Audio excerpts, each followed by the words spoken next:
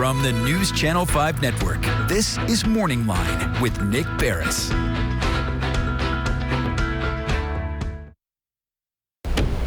Good morning, everyone. Thanks for joining us on Morning Line. Nick Beres with you on this Wednesday. It's going to be a busy weather day, and even though it's happening in Florida, we're doing a lot of the coverage right here at News Channel 5 on what's happening with Hurricane Ian, which is growing into a true monster, and this could be devastating. We're going to cover it in a lot of angles this morning.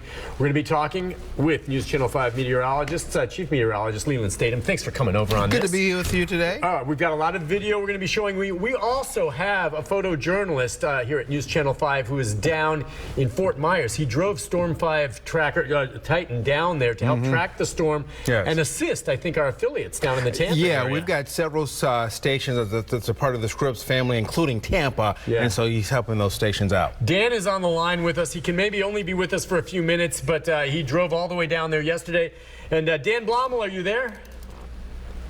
I am here, Nick. How are you? Good. Hey, thanks for getting up early with us like this. But yeah, you drove down all day yesterday. Where are you right now? And Dan, just give us an idea of what it's like in your location. So right now, the station I am currently assisting is WSTX, which is Fox 4 out of Fort Myers. And we had to move our location to... It is.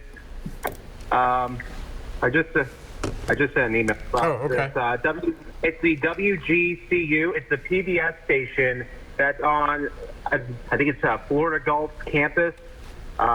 Basically, because the station where they were at, I was told by the GM is only secure for a Category 2 hurricane. Wow. It's in a floodplain, so they had to move their entire operation to this camp, which is a lot safer.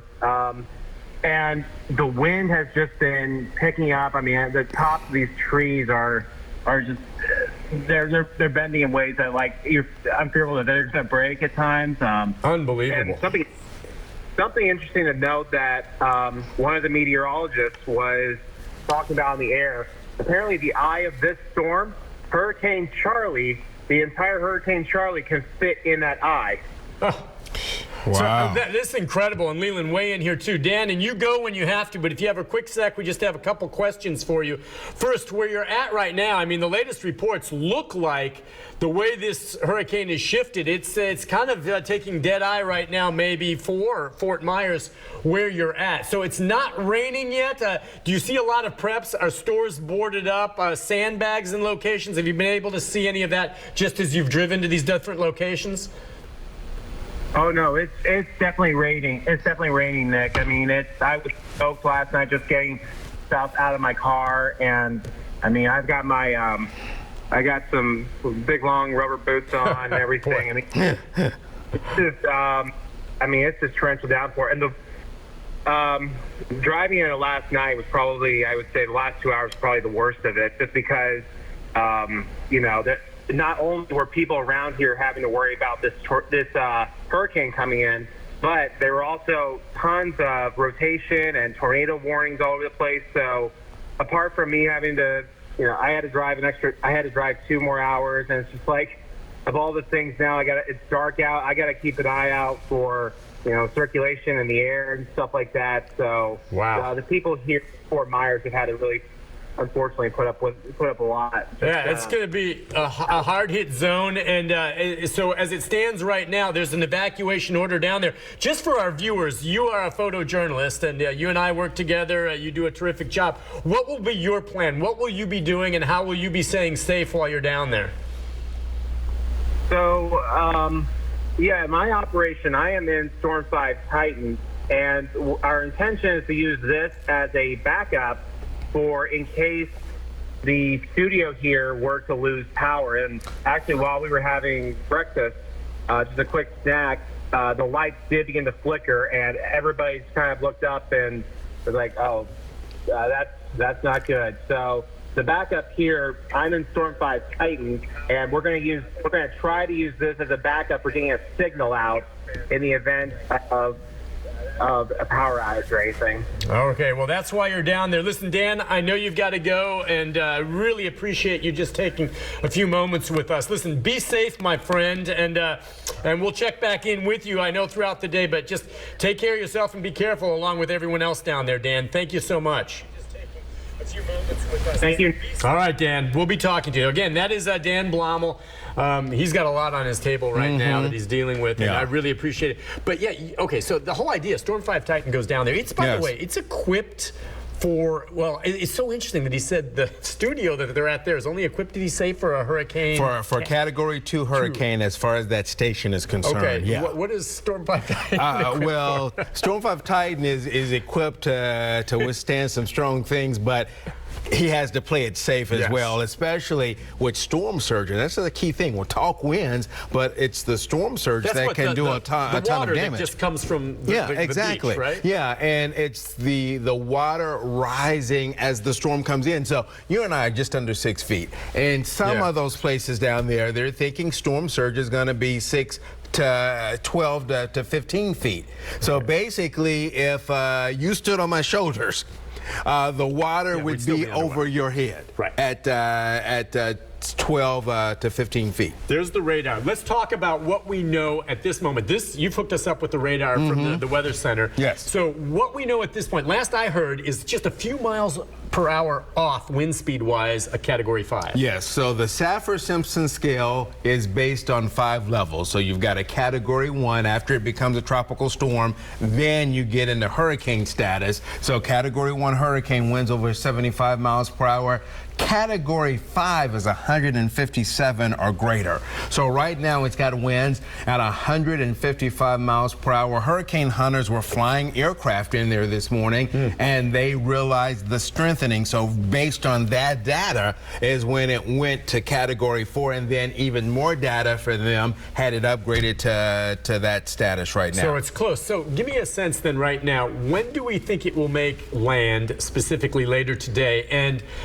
And when it does, doesn't it typically lose some of the wind speed? We'll lose some of its wind speed, but let's talk landfall. Okay. Landfall means the eye wall, the core of the storm and making landfall. Okay. But as you heard Dan say, it's already raining. I was looking at one of our Skynet cameras out of Sarasota where they had already tropical storm force winds at times 30 miles per hour, but gust over 50 miles per hour. So there's a look at the satellite photograph, and you can see some of the lightning that's been going on. I was going to say the lightning, but that eye.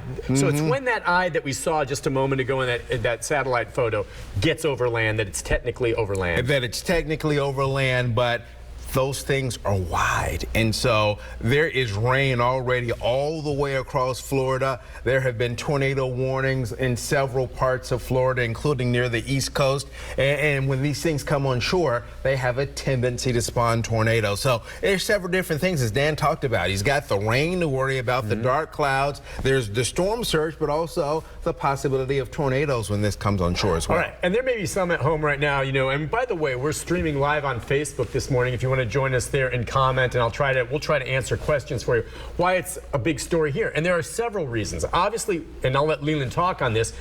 That storm issue and the rainfall, if we get much this weekend, it's not coming our direction. So that's not a concern for us. But all right, first of all, we have people like Dan Blommel, many other folks. Okay, Nashville Fire has sent down emergency crews to help. Electric companies from up here.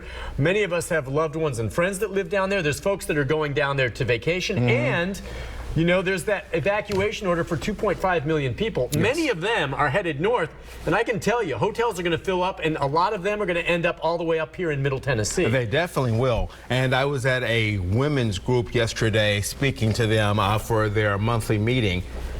And many of them, even before I started speaking, many of them were wanting information on Ian for the reasons you just talked about. They either have lived down there, they have property down there. We're getting in fall break week, so we've got people here who are scheduled to go to Florida next week for fall break, and then the week after that. So you get into those first couple of weeks of October, it's fall break time, and a destination for many people here, Florida. Yeah, you canceling those, you think? You know what? Because it depends on where they're headed. Yeah. I would tell people, monitor what's going on, and then see what's up. So if you had vacation plans maybe around the Tampa area next week, they may need to be canceled depending upon where they're at after the storm is over with. Right. If you've got vacation plans, let's say in the Disney area, I would let the storm ride out and see what's happening in Disney or Kissimmee. Or if you've got plans in the Florida Panhandle, I would let everything ride and see where you're at as you get into Friday and Saturday morning, and then contact those hotels to see what's going on, if they're able to honor those reservations. We'll have to see how the duration goes with the storm, but you just mentioned Disney, and it went out today. Disney never closes, right? I don't know why, boy, is it closed one day a year maybe? If that, but it is closed today, and it's Disney World. It's closed today and tomorrow, okay? I mean, that's the bottom line on that. Not going anywhere. You mentioned also the Panhandle. Do we think so many of us here in Middle Tennessee do vacation, especially down along that stretch between Destin and Panama City? Very popular, wonderful beaches. Do we think that's going to be on the fringe of this? Right now, it looks like it's on the fringe of this. And so the way things are stacking up right now is that once it hits, and I asked earlier, when is it going to hit? It looks like it's later today, early this evening, is when the core is going to make landfall. But then it'll move slowly. But right now, it looks like it comes in maybe near Tampa, south of Tampa, crosses near Orlando, actually goes into the Atlantic. And then curves back into maybe, let's say, around Savannah, Georgia, or something like that. So on that particular track, the Panhandle could be spared from anything intense outside of some heavy rain, or if there are any tornadoes that way, to see if any tornadoes happen to touch down. But on this projected path, the Panhandle may be on the edge of this and may not have a direct hit. Okay, well, listen, we're going to take a break, and Lelan, you can stay with us, I hope, for a while here, but go back and forth.